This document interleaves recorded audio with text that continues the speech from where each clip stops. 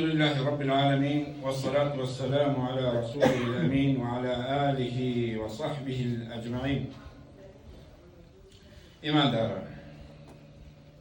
لنا أودو سورتا هر وقت شون إمام ابن قيم رضا رحمتي خواه لي بأفرمي فناقرتني تيايا بخواي قورا بپروردگار لتواوي أو ناخوشيو خرابيانا جملة وتفصيلا هذا هاتشي خرافة هي أو مكروهة أو توبي وناخوشة يكم يعني استعاذة لشر ما خلق قل أعوذ برب الفلق من شر ما خلق فناقرتنا بچي بوي كوا خواي قورا خلقي كدوا لهرچي شر هرچي شر هي خواي قورا خلقي كدوا تو فنا أقري بپروردگار لهرچي شر كخلقه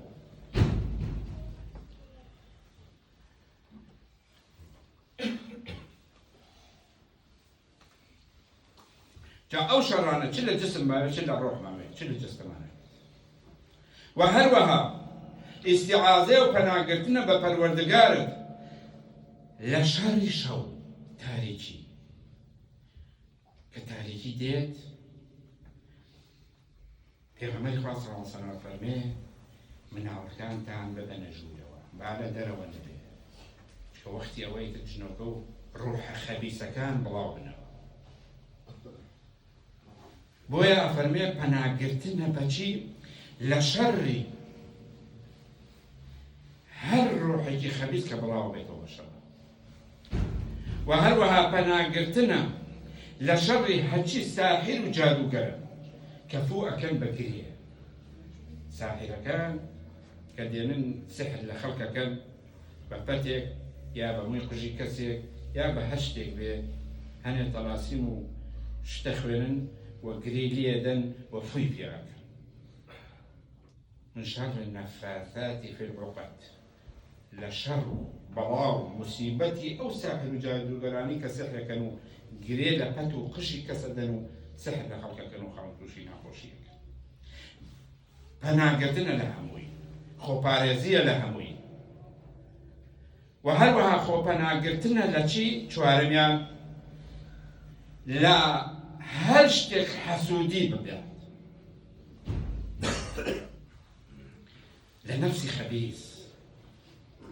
لو جسداني كعزيتي خلقة سيرتك يكشاكي بيو بيت او انده حسودة او انده ايرو بيدا شاري تأثيرتي توشي بلا مصيبة الدكا بحسودي خوي بإيري خوي بينا خوشة قدري خوي قورا رزقي داوت بروان أو كساني كوا خوي قورا نعمتي في داوت رزقي في داوت ده همو شو أركاني جانا سيجان كذا بخلط بقية يعني بو لبرو حسودي فيها خوي قورا نعمتي في داوت نانا خوي قورا وكو أو نعمة تجببه حزك أي خوي يسد هي كلمة شاور توشي بلا مسلتي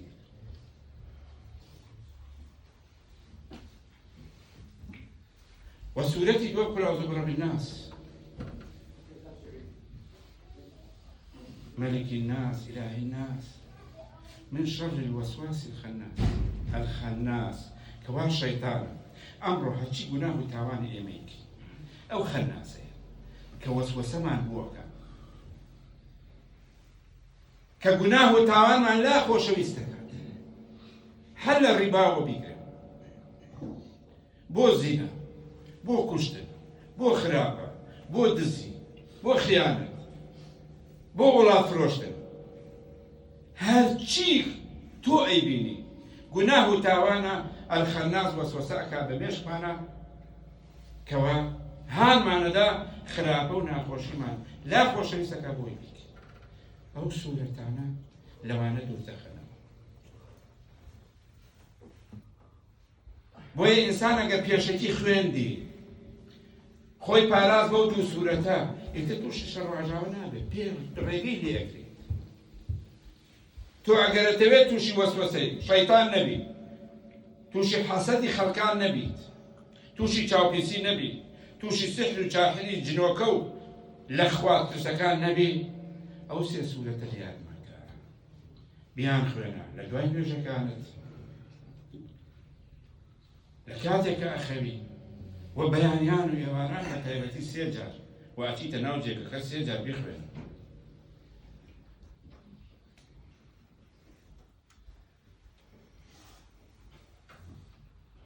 معنای ئەو سێ سوورەت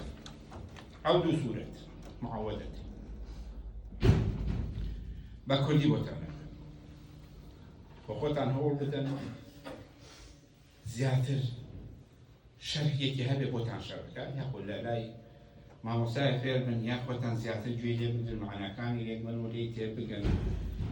بەستە بۆ هەموو شەڕ و شوڕێک سوورەتی فەلەق ئەی محەممەد صلی الله عليه وسلم ئەی ئیماندار بڵێ پەنا دەگرم بە پەروەردگارەی کە بەرە بەیان دەهێن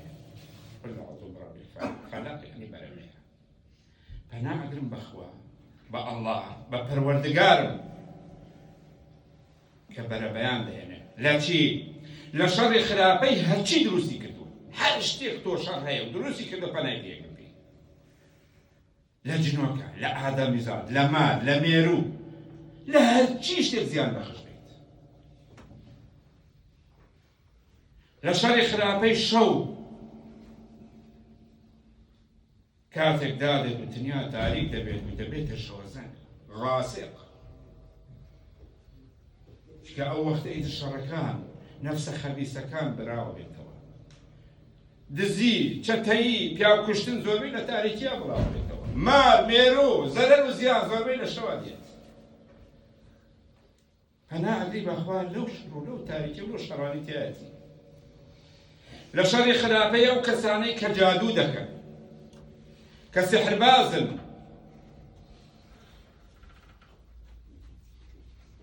پەت و دەز و گرێ دەدەن و فووی پیا دەکەن بە فێڵ و جادوو نێوانی خەڵک تێگەدەن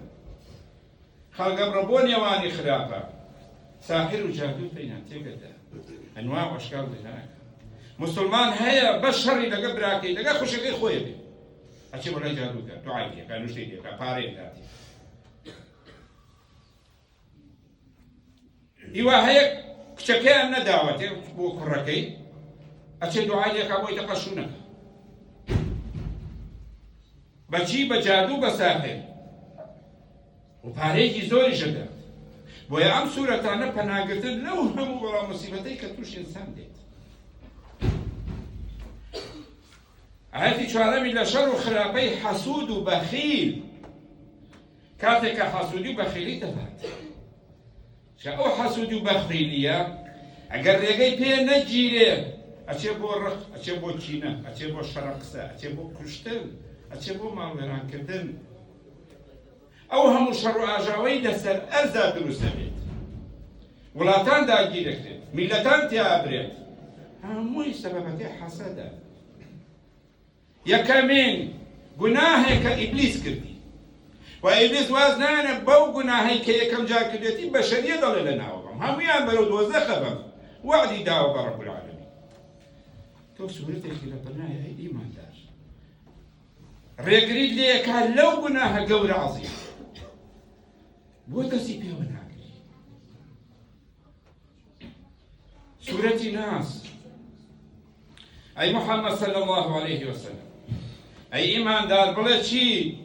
بڵێ پەنا ئەگرم بە پەروەردگاری خەڵکی قل ئەعوذ برب الناس مەلیکی الناس ئیلاهی الناس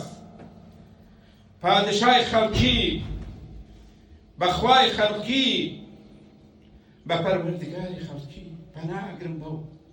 چکە ئەو تەنها پەنادەرە ئەگەر خوای گەورە پەنامان نەدا پەنادەر نییە ڕزگارمان نەکا ڕزگارکەر نییە لە شەڕ و خراپەی ئەوەی کە وەسوەسە و خەتەرە و خەیاڵ دەخاتە دڵەوە کە ئەلخەناس خەتوورە بۆ دێنێ خەیاڵ ئینتیقام و نادرۆسەکە تۆڵە بوسێنە نەکەی دانیشی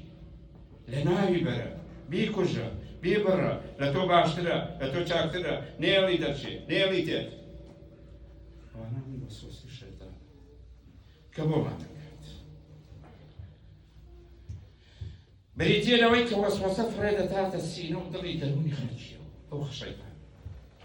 وەسوەسەکە خاتە دڵتەوە لە دڵ تا چەکەرە ئەکا ئەگەر دوای خۆ نەکەوی پەنا نەگری بەو سوورەتانە بەخوای گەورە بە قورئانی عەظیم بە ئیمانەکەت وەسوەسەکەت چەکەرە ئەکا گەورە ئەبێ دوای فریای خۆت نەکە ئەوانە چێن وەسوەسە خەنە دڵمانەوە لە جنۆکە و ئادەمیزەت ئەوانەی کە شەیطان سفەتی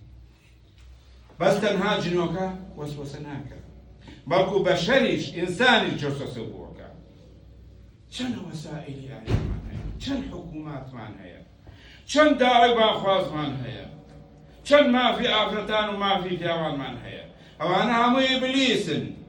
وەسوەسە بۆکەن بۆ کاری خراپە بۆ دووری لە دین لە خوا لە عیبادەت لە چاکە لە ئەخلاق لە ئاداب ئەوانە هەمووی وەسوەسەکەرن ئەو دوو سوورەتە پەنا دەدا لە ئینس و لە جن شەیاطینی ئینس و جن ئەوانەی کەوا شەیطان سیفەتن خوای گەورەی سای حاڵمان بکەیت بارەکن خۆڕکمان بێکەی